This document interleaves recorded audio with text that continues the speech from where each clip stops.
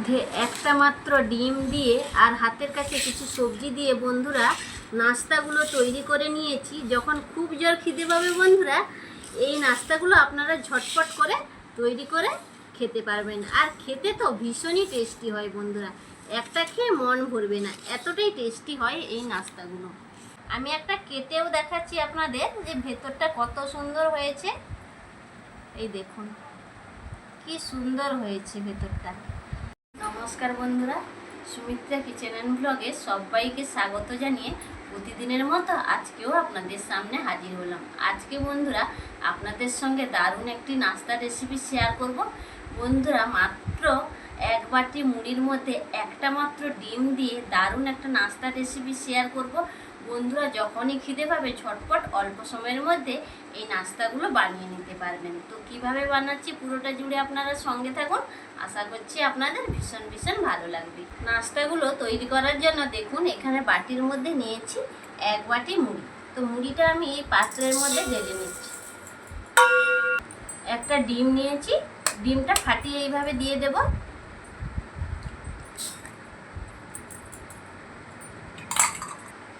এই মুড়ির মধ্যে এখন দিয়ে দেব বেসন। বেসন এখানে আমি 3 চামচ পরিমাণে দিয়ে দিচ্ছি।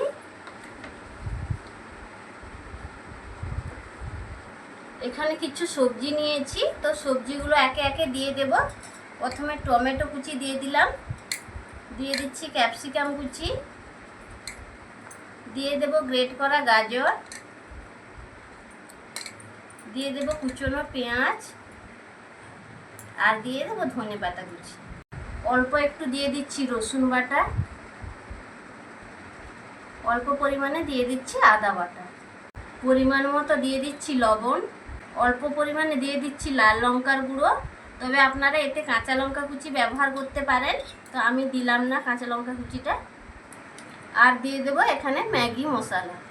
তো ম্যাগি মশলা 1 প্যাকেট নিয়েছি, তো এইটা আমি পুরোটা দিয়ে দেব। এতে আর আমি কোনো মশলা ব্যবহার করব না, এটা দিয়ে দিলাম।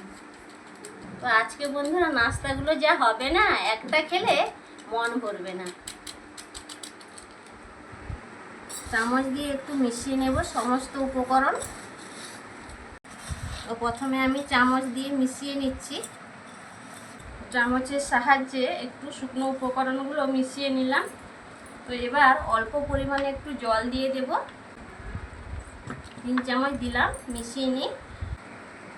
আমি আর একটু জল দিয়ে দিচ্ছি। তো ব্যাটারটা একেবারে মোটা হবে না আর একেবারে পাতলা হবে না, তো একটা হ্যান্ড ব্লেন্ডারের সাহায্যে আমি ভালো করে মিশিয়ে নেব। এইভাবে অল্প অল্প জল দেব আর ব্যাটারটা তৈরি করে নেব। অল্প অল্প জল দিয়ে আমি ব্যাটারটা রেডি করে নিয়েছি। তো আপনারা দেখেই বুঝতে পারছেন যে ব্যাটারটা কীরকম ঘনত্বে রয়েছে। আমি 3 চামচ বেসন দিয়েছি বন্ধুরা, তো আপনারা বেসনের পরিমাণটা বাড়িয়েও নিতে পারেন। তো ব্যাটার রেডি।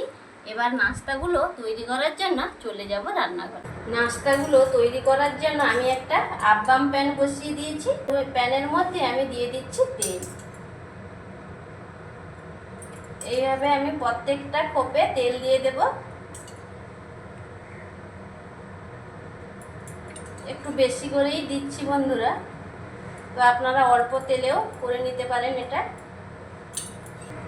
এবার দেখুন যে ব্যাটারটা আমি করে রেখেছিলাম, সেই ব্যাটারটা আমি দিয়ে দেব 1 চামচ করে। এইভাবে দিয়ে দেব প্রত্যেকটাতে।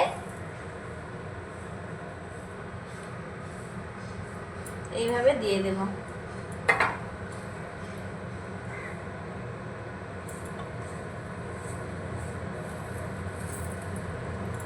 গ্যাসের ফ্লেমটা বন্ধুরা একেবারেই লোতে রাখতে হবে।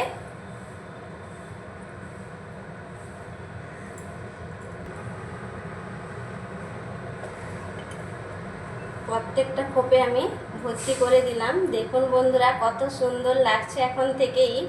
আমি এখন ঢাকা চাপা দিয়ে দেব 2 থেকে 3 মিনিটের জন্য। 3 মিনিট পরে ফিরে এলাম। তো এবার ঢাকা চাপাটা খুলে নিয়েছি। দেখুন কত সুন্দর ফুলে উঠেছে। এবার আমি উল্টে দেব।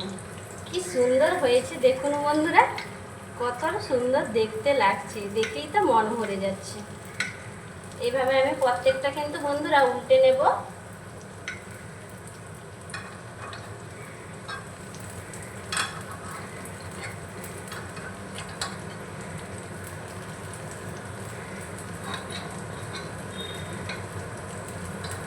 দেখুন সবগুলো আমি একইভাবে উল্টে নিয়েছি। তো আবারও আমি 2 মিনিটের জন্য ঢাকা চাপা দিয়ে দেব। গ্যাসের ফ্লেমটা কিন্তু বন্ধুরা একেবারেই লোতে রেখে এগুলো তৈরি করে নিতে হবে। ফিরে এলাম, ঢাকা চাপাটা খুলে নিচ্ছি। এবার দেখাচ্ছি বন্ধুরা কত সুন্দর হয়েছে। দেখুন, এই দেখুন কতটা কালারফুল লাগছে দেখতে, আর কি সুন্দর হয়েছে দেখুন। এবার প্লেটের মধ্যে আমি রেখে দিচ্ছি। যে সকল বাচ্চারা সবজি খেতে পছন্দ করে না তাদের কিন্তু এইভাবে টিফিনগুলো তৈরি করে দেবেন, একেবারে ফিনিশ করে দেবে। বড়দের অফিসের টিফিন হিসাবেও এগুলো আপনারা তৈরি করে দিতে পারেন। খুবই অল্প সময়ের মধ্যে বানানো হয়ে যায়।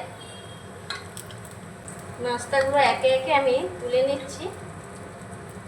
কত সুন্দর হয়েছে, আপনারা দেখেই বুঝতে পারছেন যে কতটা লোভনীয় হয়েছে।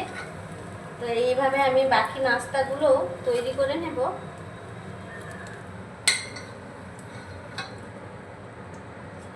সবগুলো নাস্তা তৈরি করে নিয়ে চলে এসেছি বন্ধুরা। দেখুন প্লেটেও সাজিয়ে নিয়েছি। তো তৈরি করতে করতে আপনাদের দাদা ভাই আর আমার ছেলের কিন্তু খাওয়া হয়ে গেছে।